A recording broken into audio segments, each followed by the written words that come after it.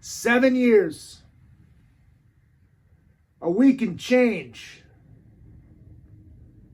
350 plus shows, and still going strong.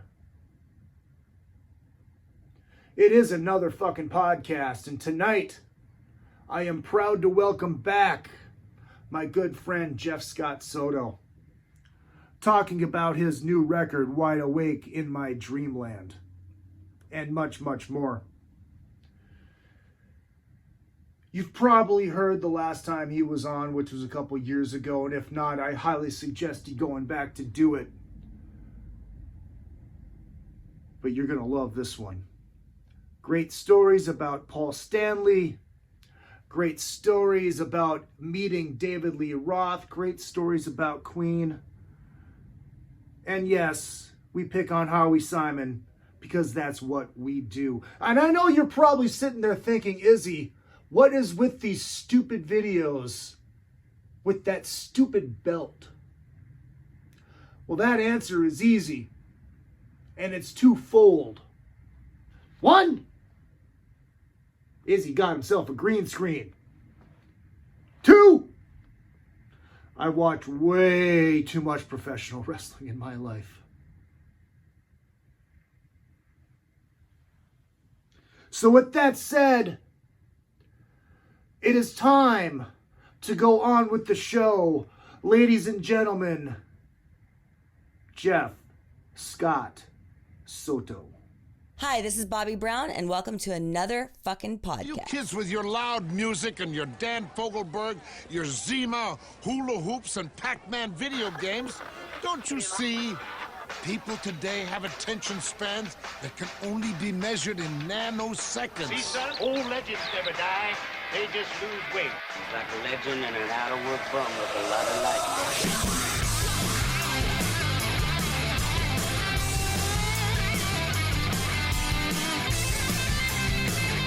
Hello, you crazy dick fucker!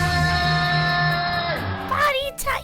Hello, Hollywood. Hello, world. Hello, my loyal minions. It is good to see you, and as always, good to be seen here on a Wednesday night.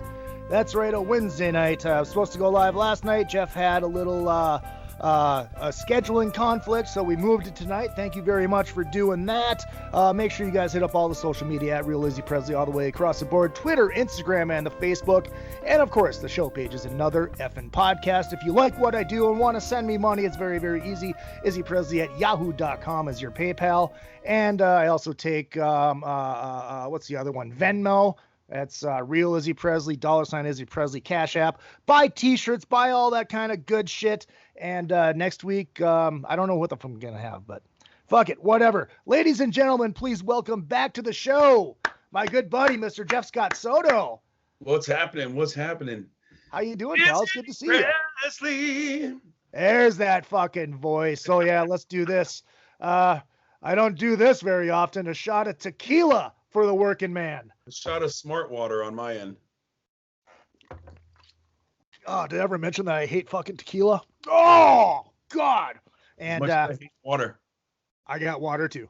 Yeah. There you go. So, Mr. 55. Thanks. You had to throw that in. I still look better than you, so it doesn't fucking matter. Well, of course. And you all also look much better than me in a sweater vest. So props to that too. Sweater How vest. was the birthday? I've seen you in a sweater vest on the boat. Mighty dapper. You might have been drunk. I don't know. How was the birthday? I saw the Bumble was in town. Yeah, it was kind of like a last minute surprise. It was only supposed to be a couple friends, and then it turned into quadruple friends. And then because Bumble was in town, he was secretly invited, and I was making plans with him. He's sorry, man, I can't make it. And then he showed up at my front door. So it was one of those impromptu kind of surprise things, and it was really cool. These are people 1000% absolutely that I know are safe, that I know don't hang out with others that might be questionable, et cetera, et cetera. I mean, in the end, do you really know how safe someone is, or if they're just bullshitting you saying, yeah, I haven't been out of my house in 10 months, bullshit, Yeah, but exactly. I hang out with people that I know I feel I can trust. So start with that. And we were just the intro before we started this. We are just talking about how it's a drag. We're still dealing with this shit. It's a drag that you have some news for me apparently about this whole Ticketmaster thing. Ticketmaster. Well, this is their idea. It's not set in stone. This is just what they plan to do. Pardon me. Let's see. Where is this? Where is it? I just saw this goddamn thing. No, here it is. Okay, so this is paperless tickets, which takes the fun out of everything because you always want a ticket stub.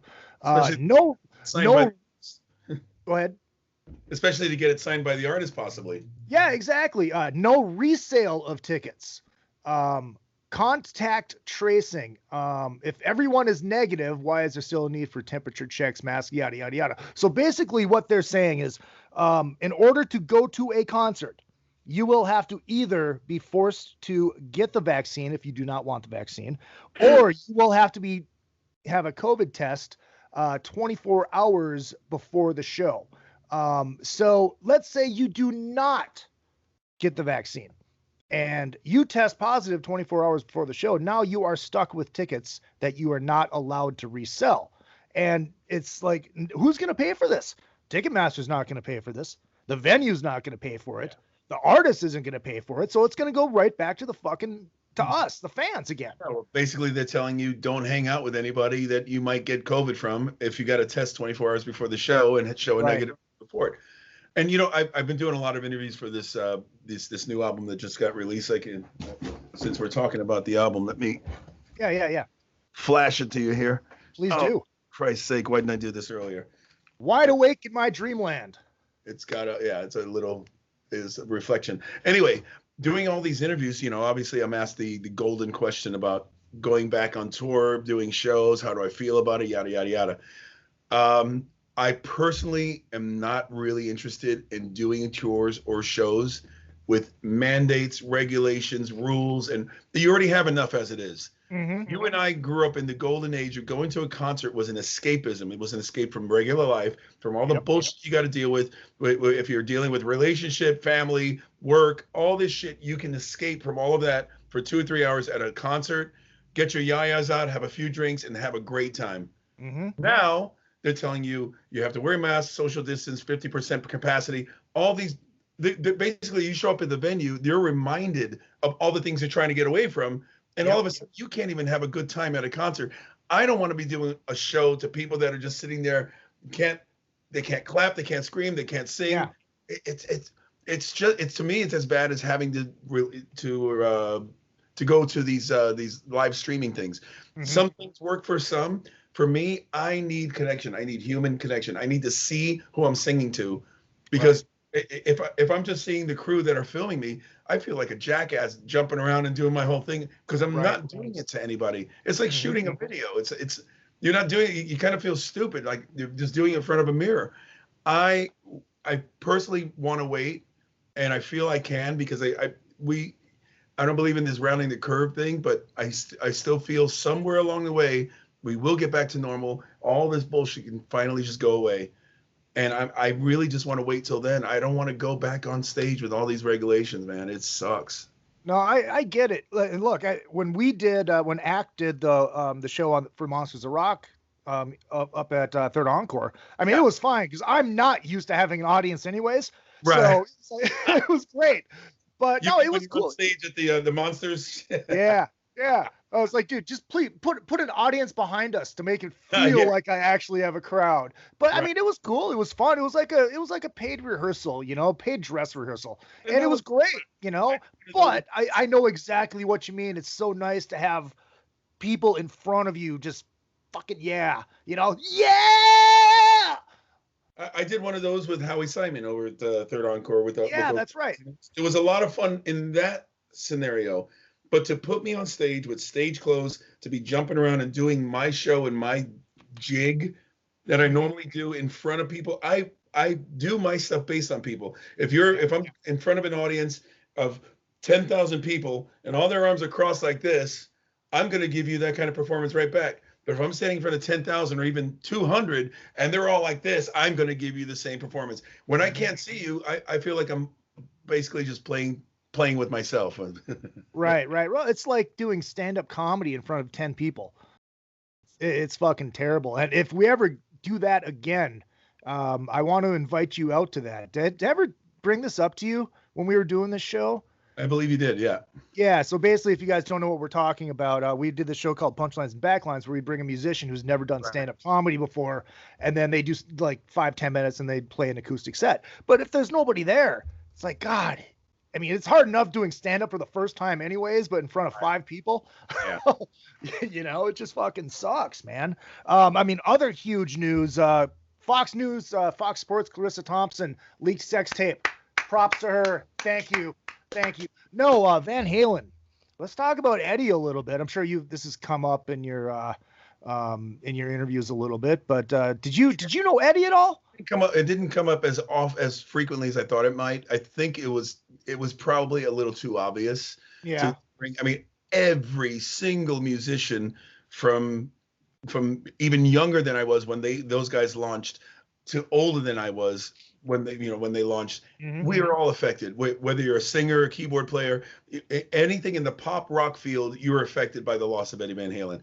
Yeah. So I guess it's kind of an obvious. How do you feel? What did it make you feel? Yeah. It's too obvious that we were all. It was grief-stricken. It was to lose somebody like that, regardless of the circumstances of why, if it was a tragedy or if we knew he was sick. It's still the loss. It's like somebody took a little piece away from us because we may not be related to him. We may not know him or be pals with him, but his music and what he left us is such a part of our DNA now. It's like that DNA was just removed and stomped on. And that's what it felt like when we lost Eddie. Yeah. And no, I never met Eddie. That's one of my biggest regrets. I never met Eddie. I met Alex once, and I met everybody else that through and through the Van Halen chain. I was friends with Sammy and Michael somewhat. I met David once, good friends with Gary Sharon, of course, but Eddie, I never actually met him or shook his hand. That to me is one of the biggest crimes for what I do for a living, the amount of the level that I've been able to achieve with the people that I've been able to achieve it with, and I never got the hand of Eddie Van Halen. Tell me the story about meeting David Lee Roth. The one time. It's brief. It was so flash in the pan. Basically, he was at the VIP section of the Hollywood Palladium. I played there with Yngwie Malmsteen in 1985 with Talus. Oh, wow. I thought Dave was there because he always wanted a night out, wanted to come see a badass show, and wanted to watch a band.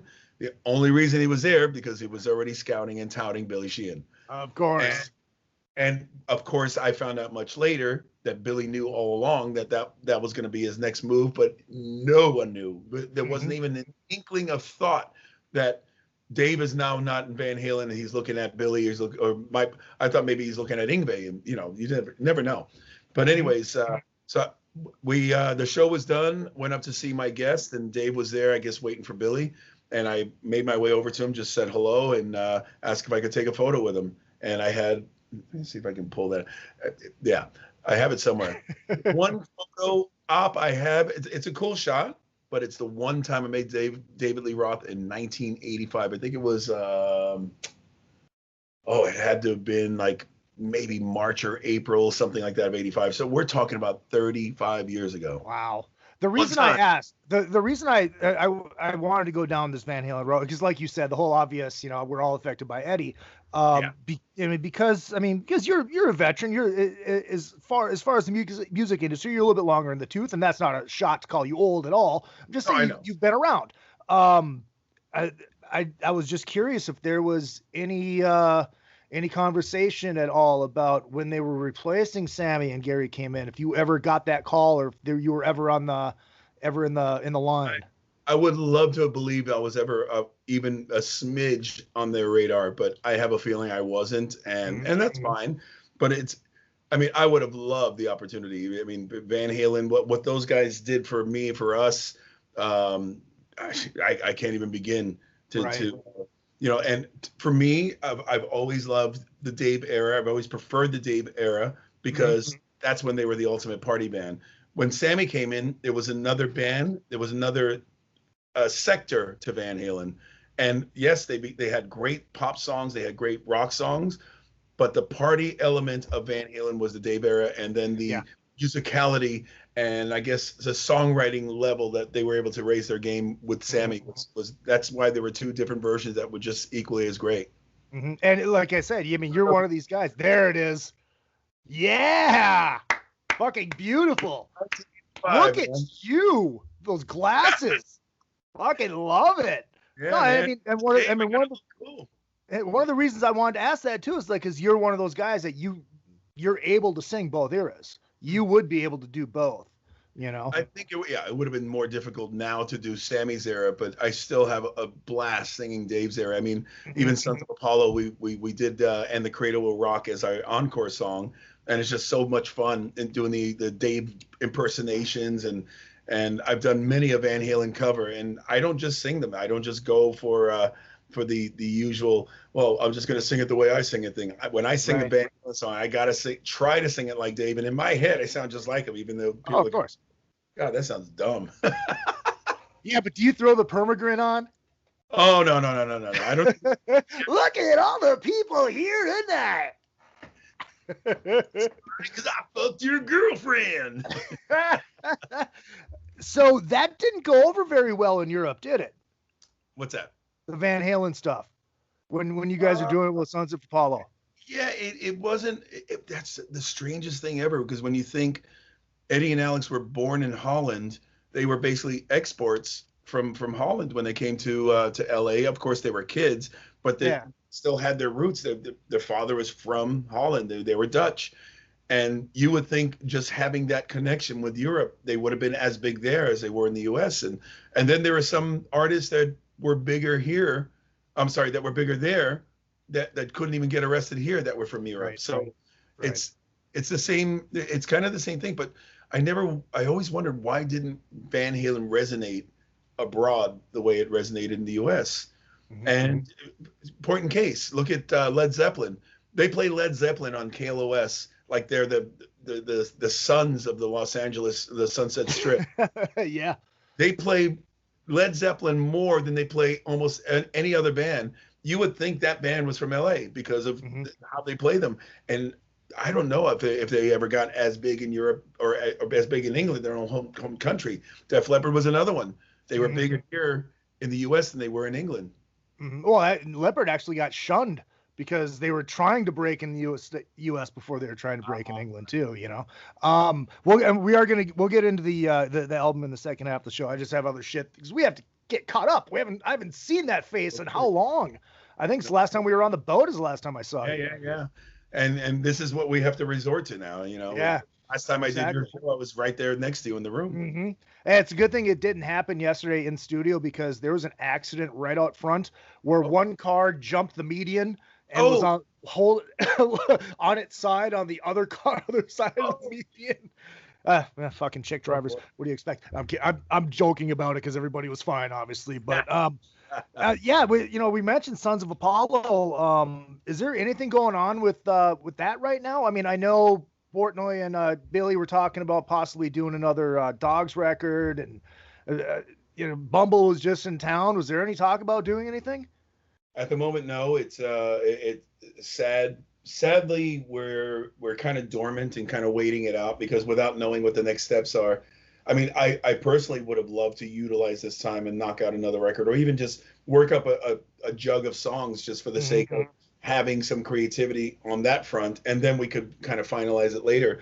But I think the mindset overall is because we had to pull the European tour, basically the rest of the tour. We only did a short U.S. run. We had to pull the rest after 4 shows when COVID hit. The mindset is everybody wants to get that done first. We don't want to let this recent album go without a proper backing, without the proper, and even we were doing, I think, every song on this new album live except for one. Now, if we do a third album, it's going to start eliminating the songs we can do from the first 2 albums because you mostly you're doing songs to promote the record, but you now have to incorporate other things that you didn't even get to bring to life in a live setting. You know, I've sung songs from the new album maybe 9 times this year, and it sucks. I was so looking forward to it being like like everything else I've done in my life a billion times, it's second nature. And I was still kind of honing in and learning, okay, I got to make sure I'm not running around, because you learn your rationing and breathing and moving around and how to sing certain things. And I was looking forward to that, and it just got pulled. It sucked. Well, it must be nice too, especially with Sons of Apollo, is you have all this new material to do, and because it's a new band, it's like you actually get to play all those songs. Because obviously, when you do solo stuff, you're doing shit from your whole career, and a lot of it's going to be the stuff that people know, and you'll throw in oh yeah, hey, by the way, I got this new record, let's do a song off of that. Right. Yeah, and that's always tough too. That anytime you're going on tour or you like a Monster situation, you're trying to promote a new record, you realize that everybody out there that knows you or might know of you, they're only going to know your past catalog. They're not going to know the new stuff. So it's like, okay, beer run. So, yeah, right. I try to pack in as much fun in between, like sandwich it around the new stuff, so that way they're not just completely removed and like, okay, let's go see who's starting up the next stage. And that's one of the best things about the Monsters cruise. I absolutely love it in every sense of the word. I love being connected to the people when you're walking around. I love seeing the other bands, hanging out with the other bands, and people that I've known for so many years, but I don't normally get to see because we're always busy. Everybody's doing their own thing. And that setting is like, you ain't going nowhere. I'm going to see you later. Yeah, exactly. Oh, come on, don't lie. The only reason you come on that boat is so you can sing Boys to Men with Brian at karaoke. And I knew that was going to come up. And you guys kill that every fucking time, too. Sing for me, actually, so. First half of the show brought to you by Beater Amplification. There's two E's. BeaterAmplification.com. Hand-built, hand-wired out of Mankato, Minnesota. 100 watts of testicular fortitude. 3 channels. These things are badass. The Izzy Presley TCB1 will be available soon. Call them up. Maybe they'll build you one before they build me one. It can happen. Also, good friends over at Mackie. That's Mackie. You want to get into home recording, want to get into podcasting. Very simple, affordable way with their studio packs. Very, very affordable. Check them out. Mackie.com. Mackie. I was just going to go somewhere with Sons of Apollo, and I just forgot. Train of thought lost. Talking about the new album. Talking about tour. Got pulled. Oh yes, yeah. When it got pulled. I mean, what I did for you? That's why we get along. Speaking of pulling, I think you should have told Beater to make a custom amp. They call it the Master, so it's the Master Beater.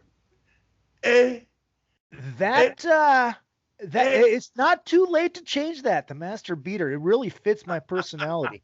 You, my friend, I'm a Sans Man Bun. You're a very smart man. Always ticking, man. Always ticking. So yeah, you were going to ask me about the Sons of Apollo tour? Yeah. So when you were over there, when it got pulled, because that was like right at the start of this COVID shit. Yeah. We were getting inklings of it when we were still, we did like a couple days of rehearsal. We had a lot of gear that we were using for the first time. So we were at a really cool facility, and that's where we were doing the first two gigs in the same facility as the sound check, as the line checks, all that. It was fantastic. It was a great venue. Everything about this place was just stunning. But we were starting to get the inklings of information before that first show. And even the day before the show, we did hear from, I believe it was coming from Milan, where they were saying they were getting their first cases and they might have to move the show up a week. And so we were trying to work things around. And then the next thing we started hearing, it was starting to hit through France. And after we did those first 2 shows, our show was definitely postponed till further notice. And then others we heard about other groups, even other artists. I think Madonna said she's hurt her ankle, so she had to go home, but we know why she went home. She's like, I'm not for this shit. And for legal purposes, I'm sure. But we decided we had to go home, because having somebody like Billy Sheehan in your band, kind of the elder statesman, and I'm not calling him old by any means, but the fact that he is older than us and has more experience and been around the block longer than us, when he smells something in the air that his alert goes off, we tend to listen. And when Billy said, guys, I don't think we're going to be sticking around for this. the two things can happen. The outbreak happens so badly that we get stuck in some army hospital somewhere and we're in quarantine there, and instead we could be home. Or the other thing can happen, we might not be able to get home. They might shut down airports and until further notice. Who knows how long we'll be stuck. We'll be stuck out here with crew, having to pay for things. It can turn into an absolute disaster financially as well as personally. And then you'd be stuck with Jeff Mallard in Europe. That's the least of my concerns. I know, I love Jeff. Got it. All right. So we took heed to Billy's thoughts and warnings, and doing our own research and kind of there. I mean, we were back and forth when we said, okay, we're going to do the next two shows, gives us a chance to rebook flights and organize where the gear's going, all that stuff. And while we're doing that, it's like, man, maybe we should just soldier forward. You know what? Maybe we should just soldier on. And it was half and half. Half wanted to go, half didn't. And the smarter the smarter solution is the one that won. We decided pull the plug, let's go home. And man, I got to tell you right now, we got threats from promoters that they were going to sue us for going home. We got hate mail from fans. There's nothing going on here. Why didn't you at least play the shows here? People don't realize if you have to cancel other shows, you're losing thousands upon thousands of dollars to go back down there just to do a couple of those shows. It doesn't make sense. If you're going to pull some, you got to pull them all. One egg washes the other. And so by going home, we watched and we waited and we watched the entire world just shut down. And check this out. I landed at LAX. I came home, took a shower, got dressed, and went straight to Staples Center. After a 17-hour hell travel from Europe in a different time zone, I went straight to Staples Center to go see Kiss. Because oh, that's right. That was the night of the last Kiss show. One, I'd never seen Kiss before live. Really? Never this is the first time. And I'm gonna pat myself in the back and name drop. It was a personal invite from Paul Stanley to come see the show. Wow. Because he knew I'd never seen it. He was really excited to for me to see the show finally. And number two, I don't care how fucking tired I was not going to miss that show.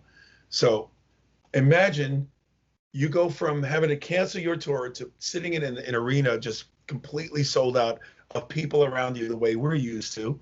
And then 3 days later, it just fizzled. It fizzled like it never happened. And 10 months later, I can't even imagine sitting in a room of 500 people, much less 12,000.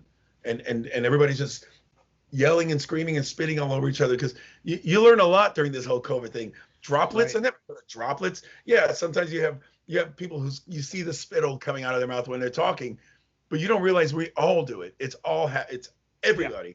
I'm like, holy shit, no wonder we get sick. No wonder we're prone to flus and colds and all these stupid things that fly around that we have remedies for. But man, I can't imagine until this COVID's over, it's going to be impossible to feel safe to be in that environment again. Right. Okay. Hold on. Personal invite from Paul Stanley. How do you know Paul Stanley? And was he bringing you down to see the show to kind of finagle you to replace him when they go to Kiss 2.0? I met Paul. I met Paul when Journey got the star in the Hollywood Walk of Fame, and I was doing Soul Circus with Neil.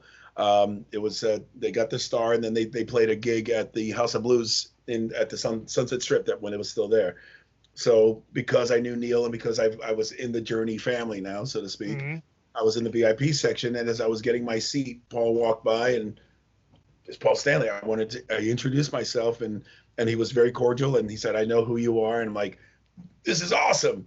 So it was just a quick meeting, and I'm gonna say not even like 6 months later, I was doing something with the Rock and Roll Fantasy Camp, and he was a musical guest, and I was waiting to go on stage. I was at the House of Blues again. I was doing a couple songs with Alan White, with his band, Alan White from Yes. And as I'm waiting, Paul was also supposed to sing that night. He comes walking up and he says hello again, and very cordial, like we've been friends for ages. One of the nicest guys I've ever met. And so we're just chit chat, small talk. We're watching the set, and I'm looking at the set list. He goes, "When are you on?" I go, "I think I'm next, actually." I look on the set list behind us, and he goes, "Oh shit, I gotta go on after you." and I looked at him. I said, "You're Paul fucking Stanley. You don't have to worry about going after me. They're Paul Stanley. So Wait, what year was this? this was 2005, I want to say. Okay. So he was still Paul. He was still the guy. 15 years ago. It was it was Soul Circus time before I got into Journey. And then through the years we've had these encounters, like again, Rock and Roll Fantasy Camp is one that we always seem to say hello and connect. And there was another time my band was supposed to open up for Kiss in Bulgaria, where my wife is from, her home country. There was my personal friend there and promoter. He said, "Hey man, Kiss doesn't have an opening act. I talked to the promoter, maybe we can get you on the bill." And he said, "The only problem is Paul or Gene have to personally say yes. It can't be, he doesn't have any pull to put, they have to actually say yes to it." So I don't know how I got his email address, but I had Paul's email address. And I said, well, let me see what I can do. I didn't even expect him to reply. Yeah. I wrote to him and told him the situation. My wife is from there. I'm going to be there anyways. I can fly my band and we'd love to open for you, but I heard you have to okay it. Not even within 7 minutes, there was a reply from Paul with Sanctuary, Rod Strickland, but it was McGee and all the top guys from the agent to the manager, all on copy. And they said, "Jeff, I put all these people on copy, and guys, please make this happen." I'm like, I'm going to open this. It's going to be awesome. And I would finally see the show.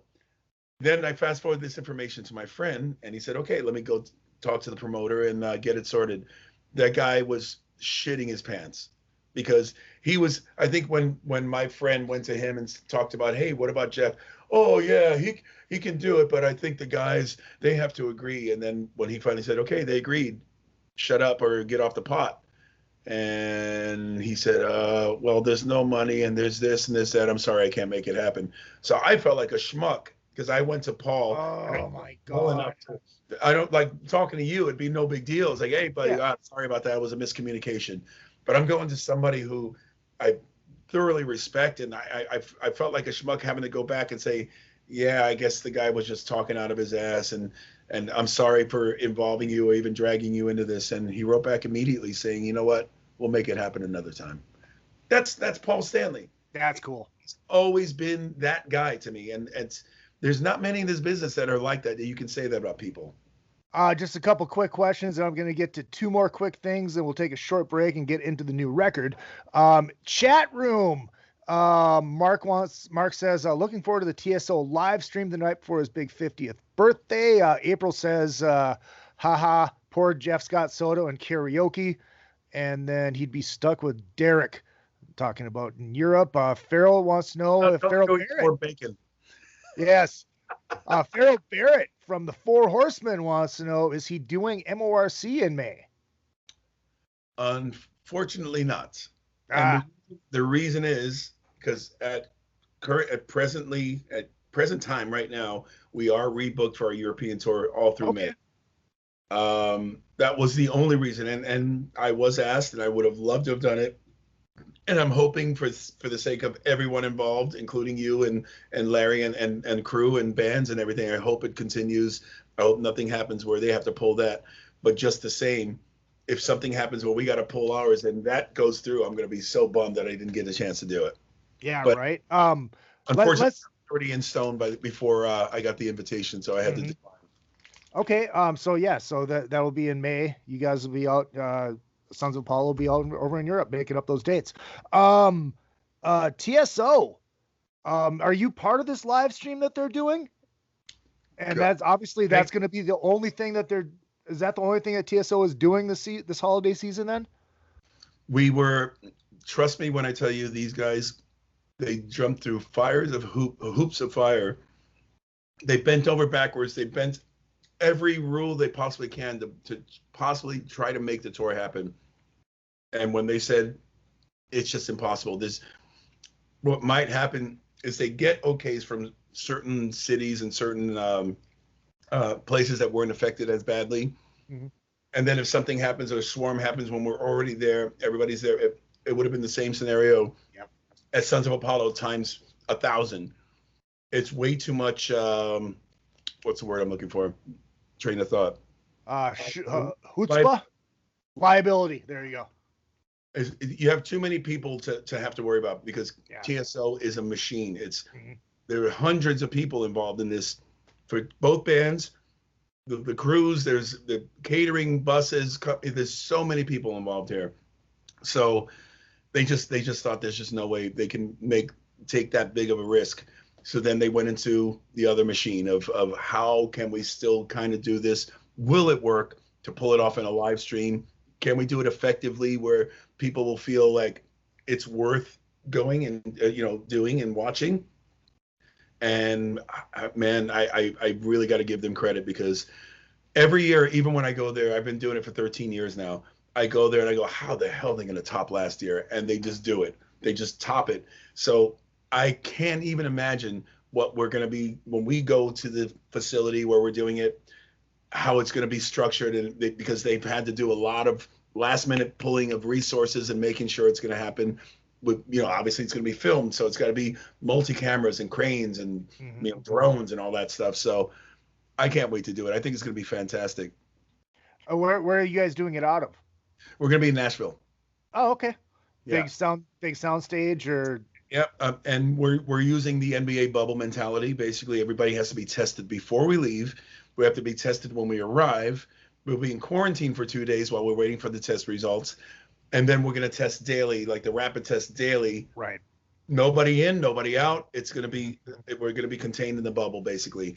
And I'm excited to pull this off because that's one of the things that I really hated about the year. Everything else I can kind of make up, I think about, but TSO is so important to so many people around the holidays. It's not just a holiday show. It's become something that people embrace to kind of find hope and kind of feel like tomorrow is going to be a brighter day. Yeah. And more than ever, people need that TSO show. So I'm so happy that we were able to pull something off, or they were. I'm not going to take any. They were able to pull it off, and I'm beyond thrilled that they want me to be part of it. Is it going to be like a best of the East and West Coast? Well, we don't like to call it a best. You know what I mean. But there because everybody's a god that plays with that thing. So there are certain key characters or key positions that had to be filled, and clearly, like the band, for instance, since TSO is a derivation of Sabotage, all the Sabotage guys are first selection as far as the band's concerned. And then with the singers, they have certain key things based on the certain songs that are part of the story that had to be they had to be fulfilled, and so that they based it on what they felt were the strongest components to bring the story forward, and then to give people the experience. So I like I said, thank God, and I'm so humbled that I'm part of it because, especially after being with them for so long, they could at least easily say, well, let's get the kid to do it. Give the old man the Christmas. Right. All right. Last thing before we take a break, then we'll talk about the brand new record. I have a lot of listeners that are all over the world that might not have heard this story when you told it on Trunk. But I want to talk about the Queen story. How about how you were almost considered to be in Queen? Is that because it was a long time ago that I heard this story. No, it's okay. First of all, I can't get into all the ramifications behind it because this is personal information between these guys. All I can say is there was a possibility, maybe discussion, if and hopefully how will there were components that might have made it happen, just didn't happen. And it just happened because you sent in a tape to a fan club, correct? Oh, you're talking about how I met. Yeah. Oh, you thought I was digging for shit that I'm not supposed to dig for? No, not at all. I would never do that to you. I was trying to. It was just that Brian May was releasing his second solo record. He made an announcement that he's not going to tour for this one. The first one, he did an extensive tour where he's singing, playing guitar, and he made an announcement for this album.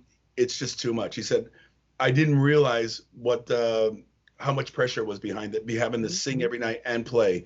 When I'm with Queen, I just sing a couple songs and I'm mostly a guitar player, but having to wear both hats, it was a little too much for him. So he said, I'm not going to be touring. And I thought, I said, oh, what a bummer. And I liked his solo records. So I just had this crazy notion. I wonder if I could send the tape for Brian to hear me, if he might be interested in having a singer, like a Michael Schenker situation. Michael Schenker's name is on the bill. He's got a singer to sing the songs. Brian can sing a couple and give him like more of the Queen role, but it's a Brian May show. How can it hurt? So when I was looking for management or somebody to send some music to, I came across an article that was only about 2 months old on BBC newspaper or whatever, saying there were possibilities that Queen might reunite soon. I'm like, oh my God, if this is the case, they said they might be looking for a singer and going further with it. This was far from the truth. That was just a gossip I learned later. But it struck me enough to actually try to get my stuff to him. The only thing I could find was the fan club. There was the president of the fan club, and she'd been running it since they were touring with Freddie. She'd been in their loop and their circle for the longest time. So I sent her an email, and she wrote, but she didn't write back. I sent it again. She finally wrote, it's kind of like, hey, leave me alone kind of thing. And I just said, listen, if I can get you something that you could pass to me, I would love to. I'm sure she's heard it a billion times. And and she said, you know what? Send it to me. I'll have a listen. If I think it's worthy of passing it on, I will. A week later, and this is snail mail. This is before MP3s. You weren't sending files across. So I had to send a burned CD. And she finally emailed me. I got it today. Oh my God, oh my God, oh my God. I'm running this to Brian's front door right now. It was one of those things like, damn, I guess I did. This boy done good. So she got it to Brian. And within a week and a half or so, I got a handwritten letter from Brian saying, hi, Jeff. I know who you are. You're a very talented singer, singing for Yngwie Malmsteen, blah, blah, blah. The rumors are false. There's nothing happening with Queen. We're just not interested. I've just done a second solo album, but we're not doing anything. We're just dormant, and maybe we'll do something in the future together kind of thing. And that was good enough for me. Right. I left it at that. Fast forward a couple months later, it was the Freddie Mercury's birthday, and they were doing the fan club were doing a celebration, and they were hiring Spike Edney's band to be the house entertainment. Now, Spike is the musical director for Queen, has been, still is, the keyboard player and musical director. So yeah, to have another shot. Yeah. So Spike, let me see. Yeah, Spike spoke to Jackie, I believe. No, Jackie spoke to Spike about me, played him the stuff, and said, listen, if Jeff could make his way over, can you squeeze him in for a couple songs? And maybe a song with Brian, because Brian was going to perform with them as a special guest. And he goes, yeah, sure, why not? And so I flew on my own time to England. I landed, no sleep. I was buzzing like crazy. And that's when I first met Brian. I got to sing with him, sing with the band. And that's where I was first put on their radar in 1999. Gotcha. And from there, we've just collaborated in other things. We've done live shows together, corporate gigs together. And I'm just proud to call him my friend at this point. Can't you? I think we can all agree that Adam Lambert's the perfect role for that. I think the one thing that makes Adam perfect for them is how effortless he is when he opens his mouth. Yeah. I've never heard anybody go for those notes and those high things. Even Freddie, God rest his soul, couldn't do what he did in the studio live. Mm-hmm. Adam does them, and then he takes it even higher. That alone gives him the qualification to have that gig, because that guy is just a monster singer. And I remember the early days when Spike discovered him and brought him to Brian. Yep, hold your head back. And I remember Brian being so excited about him. I think even back then when he first met him, they knew that they might collaborate and do something together. And I didn't think they would go as far as bringing Adam, just because he's so much younger. And you would think they would want somebody more in their league in their world and everything, like me. Yeah, right. Yeah, no, right. It was perfect for Adam, because he was able to bring a youthful side to them, bring a younger audience along with him, but he's also able to sing the classics with ease. And I think, yeah, they love him. They're having the thing that I love about, and I'm not going to lie and say I'm a Queen fan. I'm really not a Queen fan, but I've all the respect in the fucking world for him. And the shit that I've seen with Adam, it's like he takes elements of Freddie and kind of makes it his own. He doesn't try to pretend that he's Freddie like Tommy Thayer. Exactly. He's not Tommy Thayer. Tommy And, John's being paid to reprise a role. Come on. Look, I said this. I've said this all along. If they called me, I'd do it in a fucking heartbeat. Yeah. But as a fan, I have the right to whine about it. But he's perfect for the role. So anyways, let's do this. We'll take a short break, a minute and a half. So if you have to go throw a whiz, fix your man bun, or whatever you got to do, go for it. And we'll be back in 2 minutes and 2 seconds with Jeff Scott Soto and talk about the brand new record, Wide Awake in My Dreamland. RockstarLeatherworks.com is your home for badass rock and roll gear. Featuring 100% handmade leather bands, watches, cuffs, bracelets, and more, Rockstar Leatherworks has something for everybody. Whether you are going to the show or you are in it, you can find something to fit your needs. Choose from a variety of designs or create your own masterpiece. Their bands and watches are second to none. They also ship internationally. Who needs a stage to be a rock star? Check out RockstarLeatherworks.com. Hey ladies, Sass Pants Designs will take that band shirt that everyone has and make it your own in a flattering, sassy, and simple way. There are one-of-a-kind tank tops, halter tops, lace-up tees, and tube top dresses already in stock. Check out the online store at sasspantsrocks.com and like Sass Pants Designs on Facebook, Instagram, and Twitter for special offers and custom orders. Use the code IZZY25 for 25% off of your entire order at sasspantsrocks.com. That's sasspantsrocks.com. Let Sass Pants make you the envy of the party.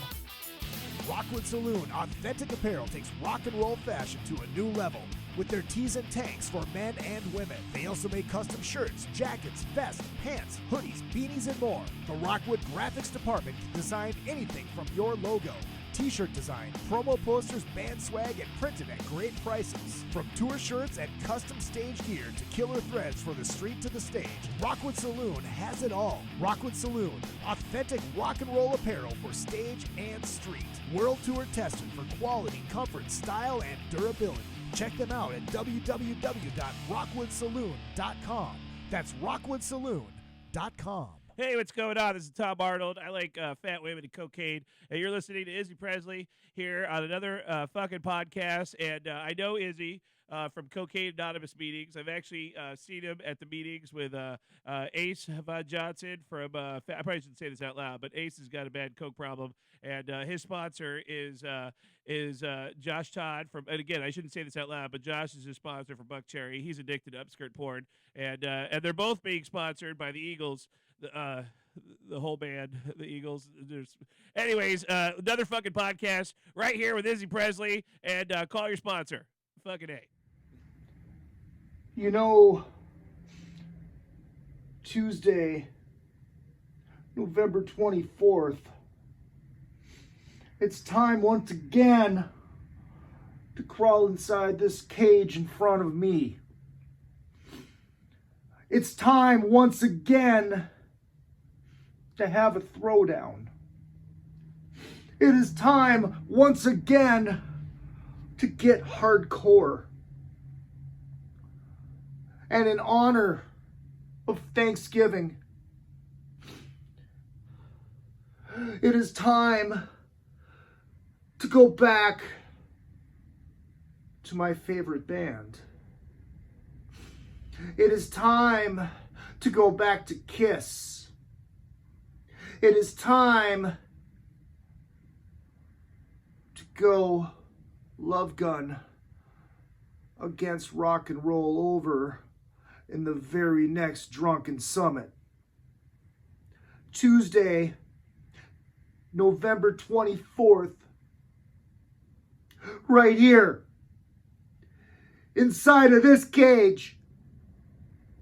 Kiss, Love Gun versus Rock and Roll Over, and we will have a definitive champion.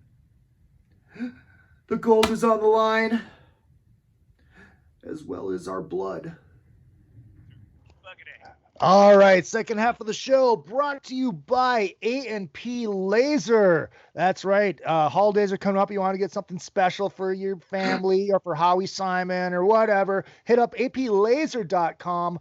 Also, they have the Roadie Packs available, another effing podcast. Roadie Packs, they got the retro logo on them that comes with a flask, a tumbler for coffee, quote unquote coffee, dog tag, and a Zippo type lighter, and they'll actually be engraved with your name on them. I think they're only $35, something like that. Hit me up. I'll send you the link. You can order them yourselves. And that's aplaser.com. And also our good friend, John Palumbo. We love us some John Palumbo. You have a band, you have a business, you need a website, you need a logo. Hit up John Palumbo. JohnPalumboDesign.com, and a big shout out to Lori from Australia for throwing $20 in the PayPal, izzypresley@yahoo.com. Thank you very much. Appreciate that. Back with Jeff Scott Soto, talk about the brand new record, which is available now, called Wide Awake in My Dreamland. Came out on what, the 6th, I believe? Is that right? Wait, can you answer something? You were doing a little ad spew there. For $35, you get something that says your name? Yeah, so it's basically... So it's actually spelled out Y-O-U-R. Yes, exactly. Yes, yes. For $35? Yeah, for $35, believe it or not. They're just ripping people off left, right. What a bargain. I love it. Tonight. That's okay. What were you asking? Something about yeah, the new record. Wide Awake in My Dreamland. It came out on what, the 6th, correct? 2 days after my birthday, yeah. It was like it was kind of like a 2 slaps in the face. It's coming out after your birthday during a week where it's not even election day, it's election month. So nobody's going to be talking about your record. You're going to get the only attention you're going to get is what you put on Facebook, and it's going to go away because of what's going on here in this country. I mean, the world is tuned in; they're listening too. So yeah. If it's bad records, if it's bad sales this time around, I know who to blame. Hey, look, at least it's not me cutting you and Bieler off. Which is one of the greatest things ever. You weren't there last year. You weren't there last year, right? No. We had it planned out, and this because Jason was doing his solo acoustic thing, doing the same thing, right? So we had it planned out without him knowing that, this is going to happen again. But I got a kilt, and I had my Roddy Piper shirt, and it was supposed to his bagpipe music was supposed to start while he's playing. Then I was gonna come out as Roddy, and I'm here to break up your monotony, do the whole fucking spiel. But whoever was running sound was like, well, we don't have it. What the fuck? He just fucking ruined it.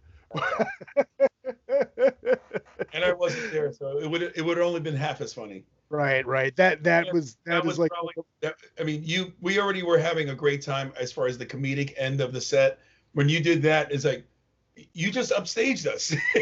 You gave us a bit, and you gave us something that cut us off. I mean, that there's nothing funnier than that.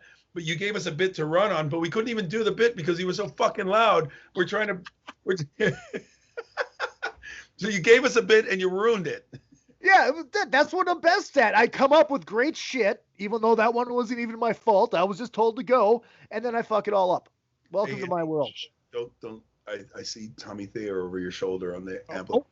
Yeah. Shh. Oh my God! So the record came out on the 6th. And how long had you been working on this? Was this something that you started pre-COVID? Or was this just? It started pre-COVID. I played at the Frontiers Rock Festival. It's an annual event that Frontiers Music, the Frontiers Records, puts on in Italy, and they bring certain acts, specialty acts, especially the headliners that they want to present in a 2 or 3 day weekend. And this was like my 4th appearance there. I've been doing quite a few of them. It's a lot of fun to do them. We had lunch the day after, and they basically said it's time to discuss a new album.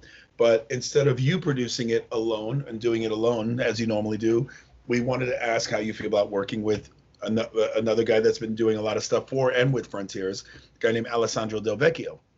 Now, I've known Alessandro since 2005, when he was just a keyboard player in a band called Edge of Forever. My bass player, Marcel Jacob, God rest his soul, in Talisman, was producing their first album. And I was coming through town. I had a day off in Milan. So he asked, can you come into the studio and do some backing vocals? Because everybody in the world knows that the one thing I want to do on a day off is go into a studio and sing on 10 songs. It's what I live. Right. So because it was Marcel, I did it. And I met Alessandro then. And we've been friends ever since. And through the years, I've just watched him rising. I've watched the levels of his songwriting, of his playing, of his producing, and now even of his engineering, because he's a jack of all trades and he just slays them all. So as I'm watching him do all these albums with Hardline and Johnny Joeli, and he's got this thing with Jack Blades and Dean Casanova and Doug Aldrich called Revolution Saints. They've got a couple albums out. I'm like, damn, this guy's responsible for everything you're hearing. I go, not only do I love this guy, I wanted to work with him, I have to work with him. So they planted the seed. We implemented it. Alessandro started sending me songs during the TSO tour last year around December. He started sending me the songs because I knew I had a small window of time to get the vocals done on them. In January, I literally had 15 days to sing 11 songs after finishing 3 months of touring. So it wasn't the best performance for me in terms of what I knew I could do. And it was the one positive I got from COVID is that we were able to delay the release of the album, and it gave me the chance to go back and revisit some of the things that I absolutely positively had to fix. There were things that came about now when I fix things. Oh, I hear another part, another harmony, some oohs and ahs, and some ear candy things that were not there before had I not had the allotment to go back in and revisit. So yeah, it was a quick entry level in getting the record done, because Alessandro recorded all the music, wrote all the songs. I stepped in to just do my part with the melodies and the lyrics. But once we were able to, COVID just gave us a chance to go, okay, recollect your thoughts, rest the voice a little bit, and I got to knock out like 70% of the album, got to redo. And I'm so much happier with it because of that, especially now, because the title and even the theme of the album was already leading into COVID in terms of, I didn't name the album. I already had the album title before COVID hit. But it meant more to me now that I called it this, because we truly are wide awake in some kind of strange fucking dream. I feel yep. It's either a nightmare or a dream, no matter how you slice it.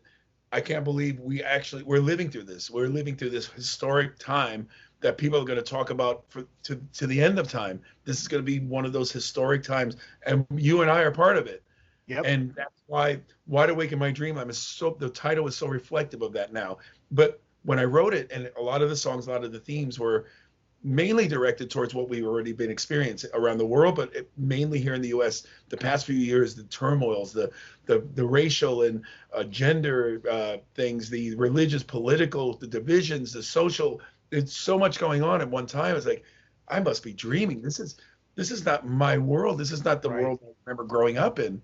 That must be. I'm gonna wake up and somebody's gonna say, yeah, it's time to go back to having fun again. So that's kind of, without being a downer, the album is more, it's actually the opposite. It's more of it's got the Beatles theme of all we need is love.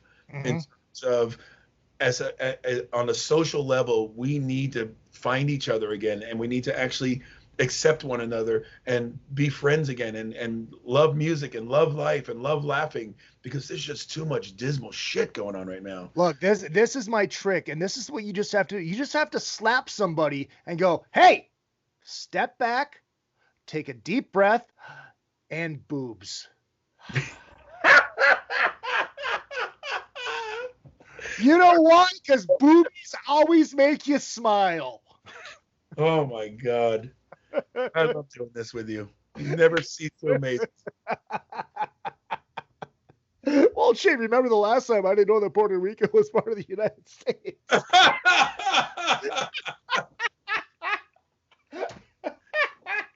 Well, you probably would have learned that it was when there was a short time when Trump wanted to sell off Puerto Rico for Finland or something like that. He wanted to trade. Hey, business is business, I mean. No, okay. And one of his son's girlfriends is Puerto Rican. I don't know how that flew with him. Hilarious. I noticed that I got the download from Frontiers, and I listened to it, and I fucking love it. It's great. Thanks, but there's like a second disc. Is that just through? Yeah, please tell us about that, because there's a lot of live shit. Yeah, it's that show I was telling you about, the performance from last year's Frontiers Rock Festival. And going back to that, when we knew we were going to be recording it, not filming it, I told him I'm not ready for another live album. And knowing that I was going to get a shorter time allotment for my set, I didn't want to release a live DVD that was that short. I didn't even want to release a live album that was that short. But what happened is, when I found out I was only getting 50 minutes, we had an equipment malfunction, and then there was the part at the end when I was bringing Dino Jalusic to come sing Stand Up with us. The time it took him to get on stage and get a microphone working, our time was just cut. By the time the album was mixed and, he cut all the fat and everything, it was 42 minutes long. And I begged Frontiers not to release a live album that was 42 minutes long as a standalone product, because we'll get crucified. I'll get crucified. People will say, oh, it's a money grab. He's releasing this live album and it's only 42 minutes long. Are you shitting me? They'll get crucified for cheating people. I said, guy, let's just save the embarrassment. Maybe there's another way we can do this. And they came up with the idea of releasing it only as a streaming and digital download. So you don't have to buy it if you don't want to. You have the choice to stream it, listen to Spotify, etc. But then for sticklers like us who still love physical product, I still love vinyl, I still love CDs, I still want to hold and smell and unwrap an album and see the liner notes, read the lyrics. I call me stupid. I still like that shit. For those who still want physical product, they decided, let's give them the disc for free. It's incentive to buy the new record, so they don't have to sit there kicking themselves because they have to Spotify it. They have the best of both worlds. And the fact that they're giving it, there wasn't an extra charge. It wasn't like the deluxe edition, you get this. No, this was a free additional thing. I was like, this is amazing. And I hail, thank you so much. That's the best thing, the best news you can give me, because you're utilizing something that you'll still be able to get out there, but it's not cheating anybody from saying, oh, well, this is a live album, you're going to buy this, and you're going to buy this now. Well, was there any talk about, like behind me on the floor, you can see the Cheap Trick Record Store Day live from the Whiskey 1977. Was there any talk about possibly doing that as a Record Store Day special thing?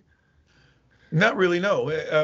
Again, if I'm going to do a live album or a live DVD or Blu-ray, I would want it planned properly. I'd want to know, I want to be using my own gear. When you play those festivals, you're sending them an equipment list, and you're hoping that they deliver on it. It's the wrong keyboard. Oh, that's the wrong model of a Marshall, and then, oh, we're going to record with it? Now, come on.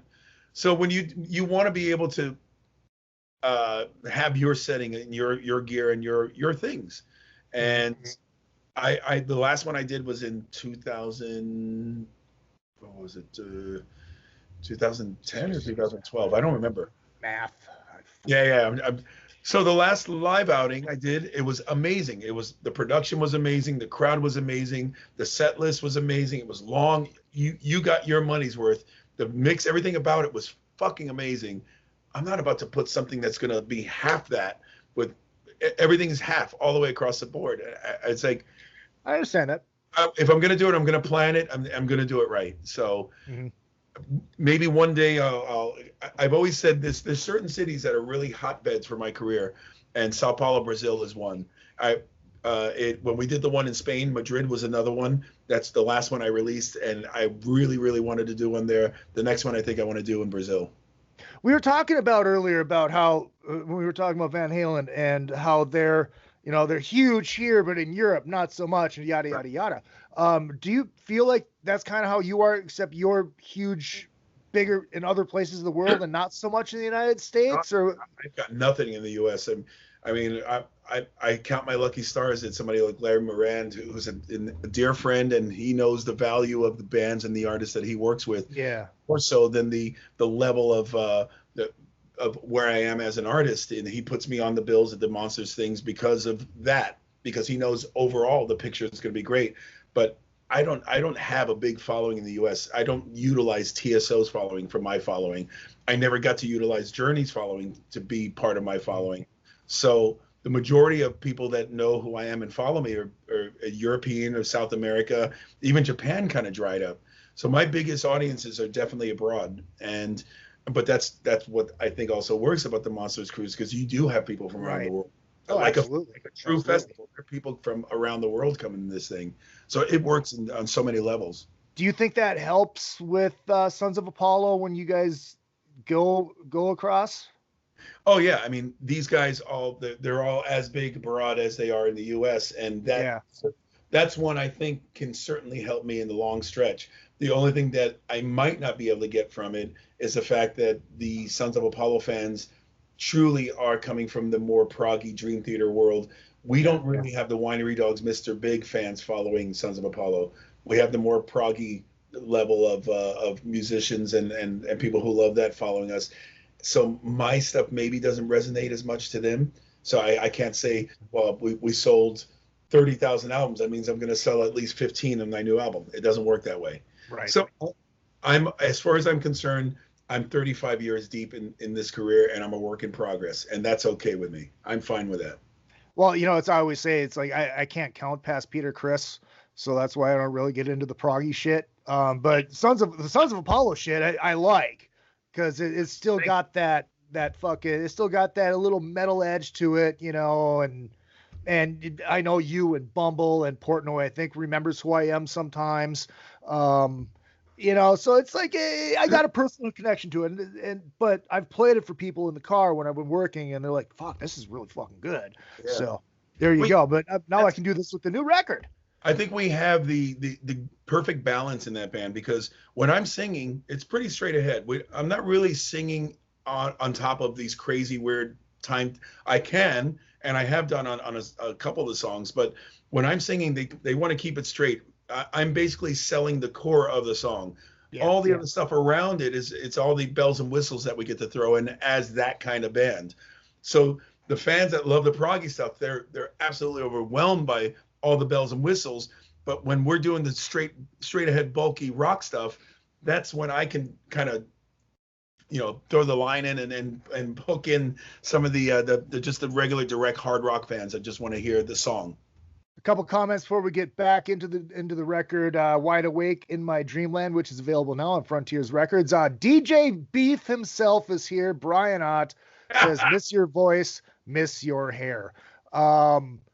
Scotty Strickland says, "Should I get the record, not the iTunes download?" Always buy the record. Always buy the record.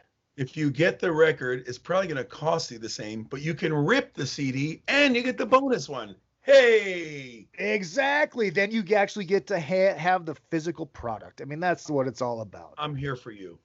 Exactly. When was this originally supposed to come out? And obviously it got pushed back because of COVID. You said you had a chance to go back and redo the vocals, yada, yada, yada. And were you thinking about holding on to it longer and just said, fuck it, let's get this thing out? I think it was supposed to come out in July or August. So it wasn't that much of a delay, but it was enough of a delay not only to... It was more of a delay for us to kind of wait it out and say, by November we're going to be fine. Let's choose November. I think by August we're going to be fine, but let's give it at least to November. And who knew that we were going to go into 2021 with this shit? So, but at that point, it didn't really matter. Not only did we already select the time, we already made the press release that it was going to come out during that time. So you don't want to go back and change things and say, oh, well, nope, pulling it back, it's going to be even longer. Because what are you waiting for? Right. What's going to happen when and if we can go back? Everybody's there onslaught. It's just going to be dropping new music, and it's just going to be dropping like hail from the sky. Mm-hmm. Band shows, you're going to be like, shit, you can't keep up with everything. I know, but there's going to be a lot of people out there going, oh, yeah, oh, just fucking enjoying it. Real estate for everybody for all these people to kind of grab. So yeah, I don't mind doing it during this time because, well, I kind of minded going against an election, but that's just promotion. I just keep pushing it. Did you think about that at all? I did. Let's go November. It's like, oh shit, this is yeah. Honestly, I got to be honest with you. I didn't even flinch on it that this was a presidential election year. The only thing I was like, oh, it's coming out on the 6th. Can't you release it 2 days earlier on my birthday? That would have been so much cooler. And that was my frame of thinking. I'm like, dunk, dunk, dunk, dunk, have another shot of vodka. So I was fine with it coming out on the 6th. Oh God. It's only 3. Ugh. Ugh.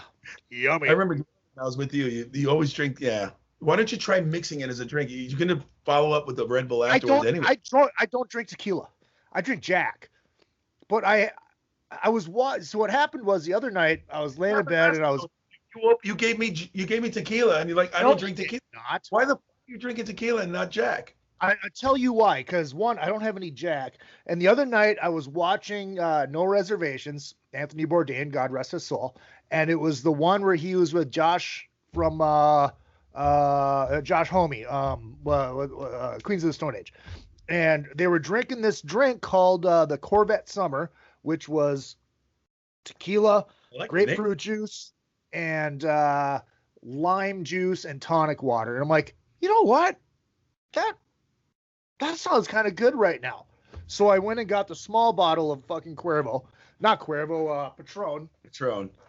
And I got the stuff to make it. Then I made the first drink and I'm like, oh yeah, grapefruit juice is fucking disgusting. So now I have this tequila left over. And with grapefruit, that's a Greyhound, isn't it? No. Oh no, no, grapefruit with vodka. Yeah. So that's why I have tequila, and at least it's Patron, so it's a little bit easier than the $5 shit. So it is what it is. Have you been working on anything else? You've been collaborating with the incomparable Mr. Simon, so we can name drop him a couple times just to give his ego a blast. Just on the we did a live stream at my house, and then we did the one live stream at Third Encore with the Monsters guys. Otherwise, I haven't really seen him much during this COVID time, but I've been busy. Are you complaining? I'll get it. No, I'm not complaining at all.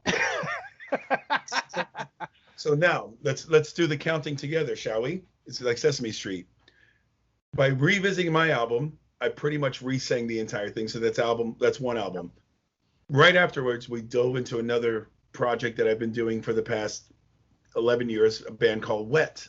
It's a Frontiers project. And we just finished album number 4, so I had to sing that. I did not know about that. I got another thing signed to Frontiers. It's the guy named BJ in my band, in the band Soto, that plays guitar and keys, but he's also an amazing lead singer. And I've been looking for a vehicle to get this guy's voice heard around the world for years. Finally found it in this project called Spectra. He's the singer for this, but the contingency to getting him signed was that Alessandro and I had to write all the songs, and we had to co-produce the record. So during the Wet album, I was writing these songs, singing them, demoing them, singing all the background vocals so I could send them to BJ so he can do his thing. Then we could get all the tracks and mix everything. So that's where are we at? 3 albums. Wait, mine, Wet, BJ. Number 4, I sang backgrounds on Joel Hoekstra's new album. Russell Allen sang all the lead vocals this time, as opposed to me splitting vocal duties with him. But I sang all the backing vocals, which, if anybody knows anything about backing vocals, they could be more taxing than singing lead vocals, because you got to double, you got to sing stacks and different harmonies. Yeah. So that's 4 records. Album number 5, I'm working on kind of like an acoustic reimagined album of JSS songs that I'm going to self-release. It's kind of like I've been wanting to do this for a long time. I've got ample time, so I finally dove into this. I took songs that I wrote 100%. I'm playing on these reimagined versions 100%. I'm mixing everything. I'm doing everything myself, just myself. And so I want to call the album like 100%. There's something that has to do with that. It's all me. And I'm gonna release that probably just on a digital streaming thing by the holidays. So that's 5. Call it Self. Self, yeah. There was an artist called Self who did that. Master Beater. Master Beater. There you go. Okay, so that's 5. 5 records. It's roughly 11 songs on each album. We're talking about 55 songs there just on the albums. I've done a multitude of sessions. I'm singing on. I sang and co-wrote 6 songs for another session this guy hired me for. I'm finishing 8 songs with another guy that just came out of the woods. I got these songs. It's my dying wish to get them, to record them, maybe release them. I don't know what I'm going to do with them, but he had no vocals. He had no lyrics or anything. I'm writing all of that. So that's another 14. I've done sessions, jingles, movie things. virtual gigs, quarantine videos. I think I've sung on over 100 songs since I got home in March. I've done more at home in my studio than I can ever remember doing. Uh-oh, are you there?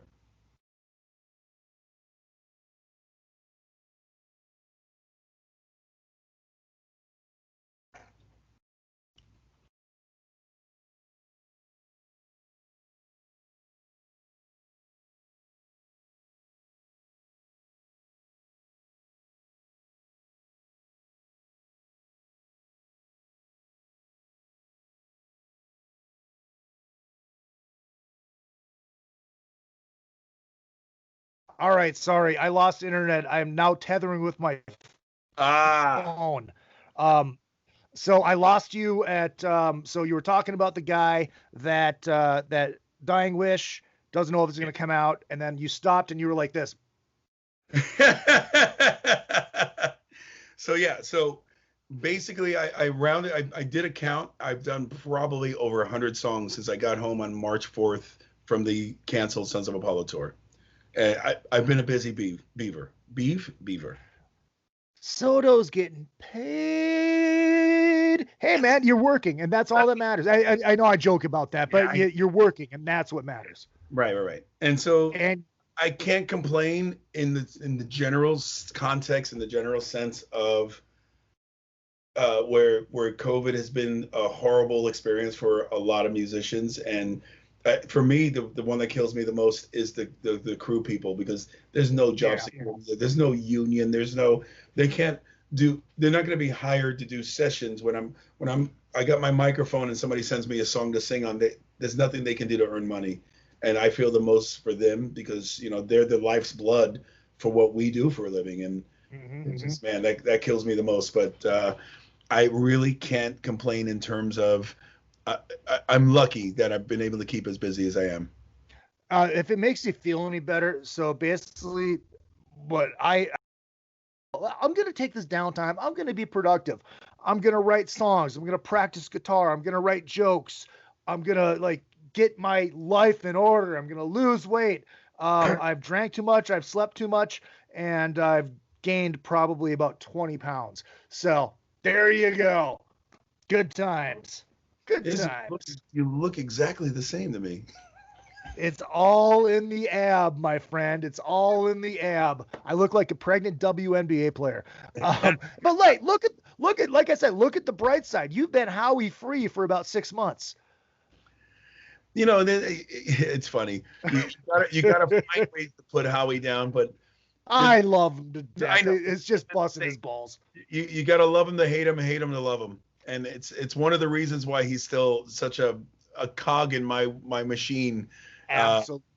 It's just, he adds a certain element of fun and funny that doesn't exist with anyone else. Exactly. And once you get Howie and know Howie, that makes it even better.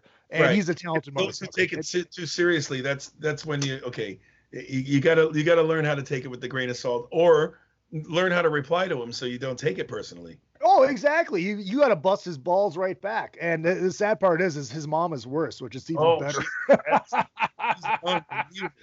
First time I met her, I'm like, I want to move in with this woman. She's awesome. Oh yeah, Mom, this is my buddy Izzy. What the fuck do I care? Yeah, that shit rules. People want to get the stuff Frontiers. Is there another website they can go to take them to Frontiers? I mean, everybody's got their outlets of where they find their stuff. The bottom line is you can look on frontiers.it. That's their main site. But obviously, if you're buying it in the U.S., you're going to probably want it from Amazon. Obviously, it's available on Amazon Music as a download if you want to do that. If you don't want to buy the CD. There's also iTunes Music. I mean, Spotify. It's all everywhere. All the sources that you find music, you just have to put it in the search bar. It's that easy. Mm-hmm. And apparently, YouTube is down right now. Really? Everybody, YouTube is down, which is fine because I'll upload the video tomorrow, which is all good. Brian says Howie is the master of making you think you hurt his feelings. That I can't disagree with that. That's a good way. I can't disagree. Yeah, exactly. And Scotty says it is available in Canada on the 20th. Oh, okay. There you go. So there you go. Just open YouTube and it looks like they're up and rolling. Maybe it's the app. It might be the app. I don't know. I see. Whatever. Yeah. It is what it is. Jeff, people want to find you on social media at Jeff Scott Soto is, I'm assuming, the easiest way. Or I'm on the Facebook, Instagram, and Twitter. Just the handle is just Jeff Scott Soto. So again, search bar. It's the easiest way to find anybody. But if you don't see the little blue symbol, it's not me. So any of those official things, they have a blue symbol, and that's where you can find me. He has a blue check. He must be famous. Jeff, hold on. Thank you, dude. Thank you again. It was so great to catch up. Hold on. We'll say goodbye off the air. I'm going to hit the outro music really quick. And, oh, yeah, here we go. Next week, Tuesday night, 6 p.m., Hotel California time. I don't know who the guests will be. Maybe I'll get Bieler. I don't know. I think that would be a perfect follow-up to get fucking Bieler back on. You know, why not? Make sure you guys hit up all the social media at Real Izzy Presley all the way across the board, Twitter, Instagram, and Facebook. And, of course, the show page is another effing podcast. That Shop Now button is there. Buy the merch, and I am working on brand new merch. And, Jeff, you are going to love the poster and beach towel. And I'll send you a prototype of what it's going to be, and you are going to barf. And it is going to be hilarious. And I'm going to do it. I'm plugging this. And I don't know if you can see this. Yep. I thought Leone's Italian Ice. Now, this is originated in New York. They brought the New York formula and the way they make the most amazing Italian ice. It is phenomenal. Thousand Oaks. It's okay. Right. It's like 7 minutes from my house, and it's amazing. It's amazing. I thought you were wearing Leone's Italian Ice. I thought you were wearing underoos, but you know. I love the Captain America shirt with the Leone's kind of kooky Italian Ice on there. Fucking great. I saw the reflection. See, I gotta plug my buddy's Italian Ice. Absolutely, man. Jeff Scott Soto, thank you very much. My name is Izzy Presley. Don't forget what I lack in talent, I make up for in cock.